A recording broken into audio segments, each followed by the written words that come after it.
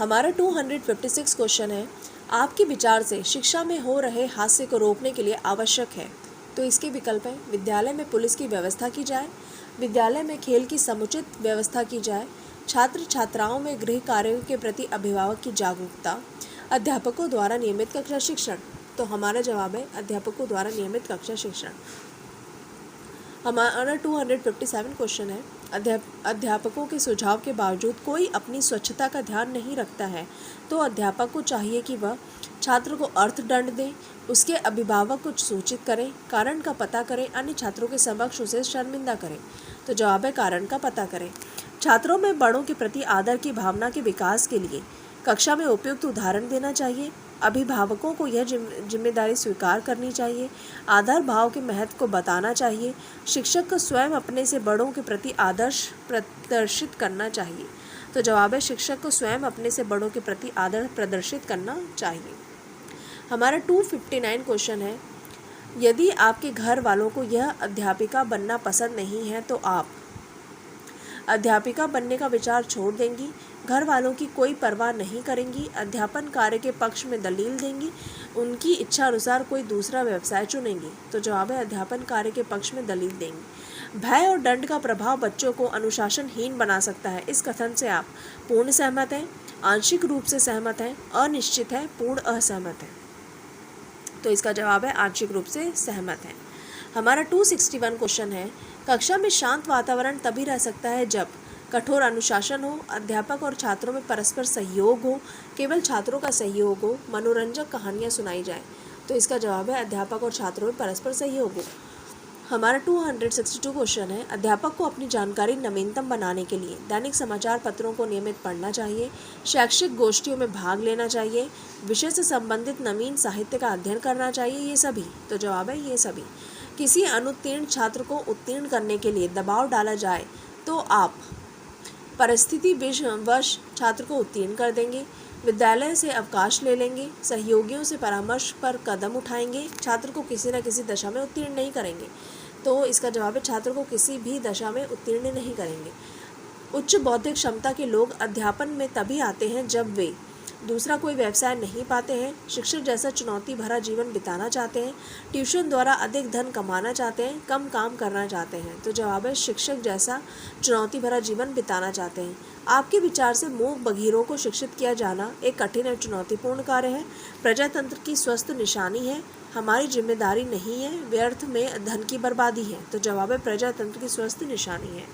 हमारा 266 क्वेश्चन है, बच्चों में अच्छा संस्कार डालने के लिए उन्हें कॉन्वेंट स्कूल में पढ़ाना चाहिए, अच्छा वातावरण प्रदान करना चाहिए, स्नेह में व्यवहार देना चाहिए, यदा कदा दंड भी देना चाहिए। तो जवाब है अच्छा वातावरण प्रदान करना चाहिए।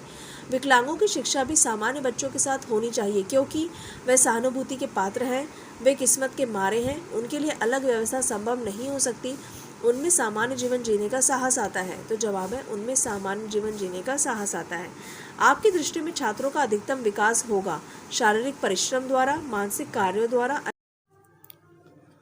हमारा 271 क्वेश्चन है, आप विद्यालय में नए हैं, कक्षा में अध्यापन के समय छात्र और बाहर सहकर्मी आपसे असंतुष्ट प्रतीत नहीं होते हैं तो आप इसके विकल्प है प्रधानाचार्य से निर्देश लेंगे, सोचेंगे कि शुरू में तो ऐसा होता ही है, सहकर्मियों की संतुष्टि को प्राथमिकता देंगे, विषय की तैयारी करके पढ़ाएंगे। तो इसका जवाब है विषय की तैयारी करके पढ़ाएंगे। बच्चों की शिक्षा में यह अधिक आवश्यक है कि बच्चों को गलत काम करने पर दंडित किया जाए, बच्चों में सही आदतें डाली जाए, बच्चों को पर्याप्त स्नेह दिया जाए, बच्चों का सर्वांगीण विकास हो। तो इसका जवाब है बच्चों का सर्वांगीण विकास हो।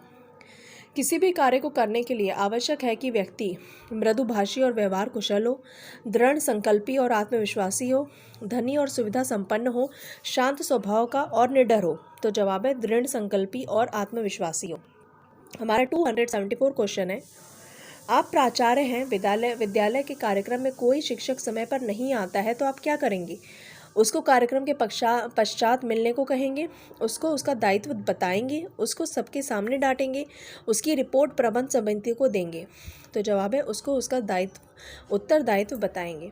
विद्यालय में सभी शिक्षकों को समय पर आना चाहिए, क्योंकि इससे विद्यालय के सभी कार्यक्रम समय पर होंगे, छात्रों में अच्छी आदत का विकास होगा, विद्यालय में अनुशासन कायम होगा, उपरोक्त सभी बातों का विकास होगा। तो जवाब है उपरोक्त सभी बातों का विकास होगा। हमारा 276 क्वेश्चन है, विद्यालय में प्रार्थना स्थल पर प्रार्थना के लिए पर्याप्त संख्या में छात्र उपस्थित नहीं होते हैं। प्रधानाचार्य के रूप में आप छात्रों को प्रार्थना का महत्व समझाएंगे, प्रार्थना स्थल पर मनोरंजक कार्यक्रम कराएंगे, सभी साथियों से इस समस्या पर गौर करने के लिए कहेंगे, प्रार्थना स्थल पर ही छात्रों की उपस्थिति कराएंगे। तो जवाब है प्रार्थना स्थल पर ही छात्रों की उपस्थिति कराएंगे। आजकल छोटे छोटे बच्चों पर पुस्तकों का बोझ अधिक होता है, इसके हानिकारक होने के संबंध में आपकी राय है।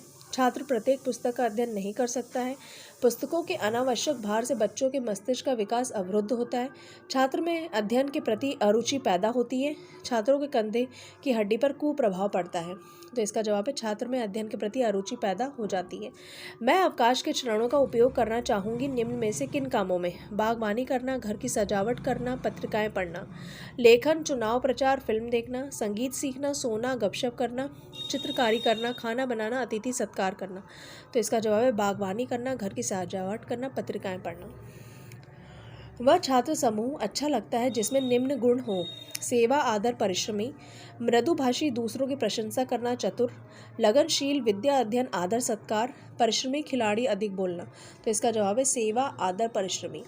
एक विद्यार्थी को अपने उस अध्यापक को अपना आदर्श मानना चाहिए जो सुगठित शरीर का हो, अत्यंत लोकप्रिय हो, सबकी हाँ में हाँ करता हो, वही करता हो जो कहता हो। तो जवाब है वही करता हो जो कहता हो। हमारा 281 क्वेश्चन है, विद्यालय से छात्रों के भागने का कारण है: रुचिकर कक्षा शिक्षण ना होना, छात्रों की शिक्षा में रुचि ना होना, छात्रों को दंड ना देना, अध्यापकों की समस्या के प्रति उदासीनता। तो जवाब है अध्यापकों की समस्या के प्रति उदासीनता। प्रतिभा संपन्न छात्र का स्वप्न सदैव एक शिक्षक बनने का होता है, इसके बारे में आपका मत है? पूर्णतः सही, अनिश्चित, अंशतः सही।